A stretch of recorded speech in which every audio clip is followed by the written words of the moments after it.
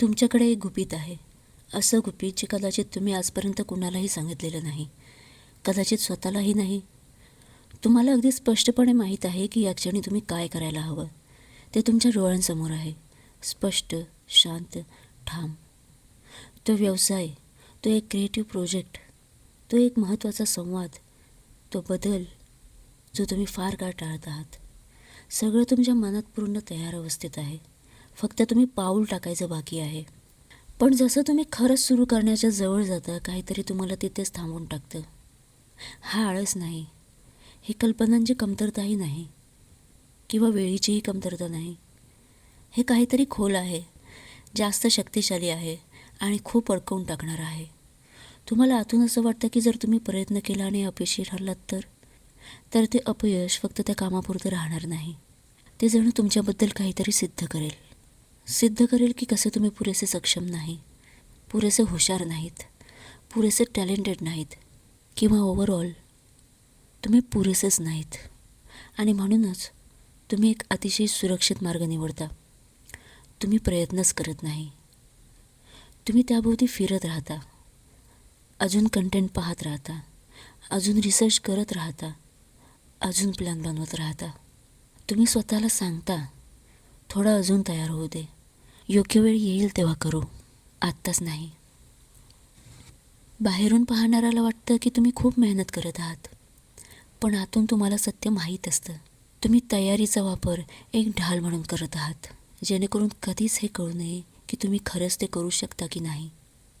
मानसशास्त्रात याला सेल्फ हँडिकॅपे म्हणतात, म्हणजेच नकळत स्वतःसमोर अडथळे उभे करणं. फक्त एवढ्यासाठीच की जर अपयश आलंच तरी तुमचं इगो सुरक्षित राहील. कारण जर तुम्ही पूर्ण प्रयत्नच केला नाही तर येणाऱ्या अपयशालाही तुम्ही नाकारू शकता. तुम्ही स्वतःला सांगू शकता की अरे, ही तर खरी परीक्षाच नव्हती, खरी चाचणीच नव्हती.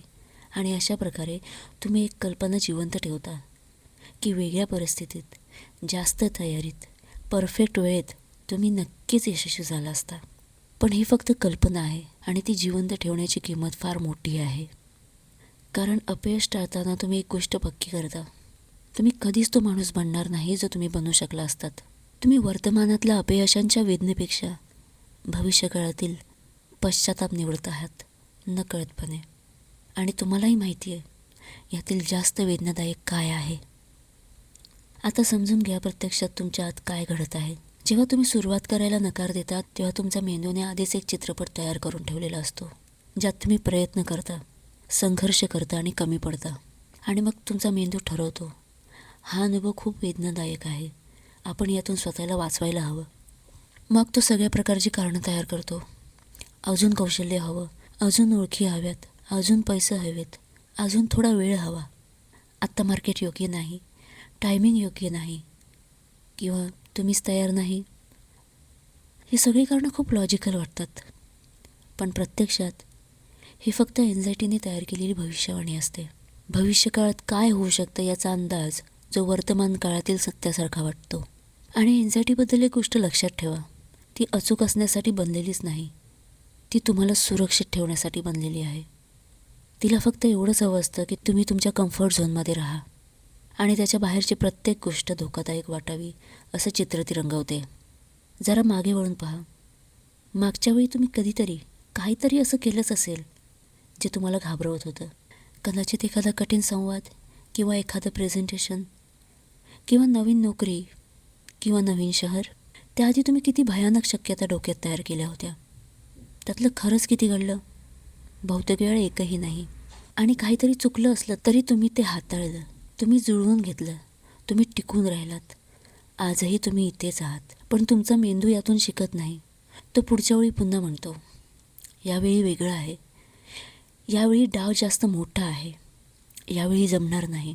आणि तुम्ही त्यावर विश्वास ठेवता, म्हणून तिथेच अडकून पडता. आता अपयशाबद्दल खरं समजून घ्या. ज्या अपयशाची तुम्हाला भीती वाटते ते प्रत्यक्षात तसं घडत नाही. खऱ्या आयुष्यात अपयश म्हणजे ओळख नष्ट होणं नाही. अपयश म्हणजे माहिती, डेटा, कोणत्या गोष्टी काम करतात आणि कोणत्या गोष्टी नाही करत हे सांगणारी माहिती, कुठे बदल करायचा हे दाखवणारी माहिती. आणि जर तुम्ही चालत राहिलात तर कोणतंही एक अपयश तुम्हाला परिभाषित करू शकत नाही. तुम्ही फक्त एक अशी व्यक्ती बनता जी शिकत राहते. आणि शिकणं सुरुवातीतून होतं. पण पहिली सुरुवातच नसेल तर शिकणं कसं होईल? तुम्हाला थेट परफेक्ट व्हर्जन हवं आहे. पहिला गोंधळलेला ड्राफ्ट तयार न करता. पण वास्तवात असं होत नाही. यश आधी येत नाही, सुरुवात आधी येते. ज्या लोकांना तुम्ही आज यशस्वी पाहता त्यांनी आत्मविश्वासातून सुरुवात केली नव्हती. त्यांनी कमिटमेंटमधून सुरुवात केली होती.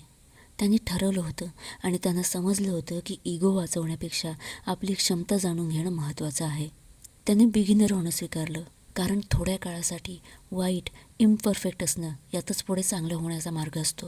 या मार्गापासून कोणीही सुटलेलं नाही, तुम्हीही नाही. मग तुम्ही का थांबले आहात? कारण तुम्ही तुमची किंमत तुमच्या निकालाशी जोडलेली आहे, तुमच्या इगोशी जोडलेली आहे. पण तुमची किंमत तुमच्या यशावर अवलंबून नाही, ती जन्मतःच असते. तुम्ही अस्तित्वात आहात म्हणून तुमची किंमत आहे. आणि जेव्हा हे तुम्हाला आतून पक्क कळून येतं तेव्हा अपयश सहन करण्याची शक्ती आपोआप येते. अपयश हे भयावह नाही, ओळख तोडणारही नाही. तो एक फक्त फीडबॅक आहे. मग फक्त एकच प्रश्न उरतो, जर मी प्रयत्नच केला नाही तर? आज, इथे, आत्ता, छोट्या पावलाने, घाबरलेल्या मनाने, अपूर्ण का होईना, पण खरी सुरुवात करा. कारण तुम्ही सुरुवात केली तरच आणि तरच तुम्ही यशाची शिखरं गाठू शकता.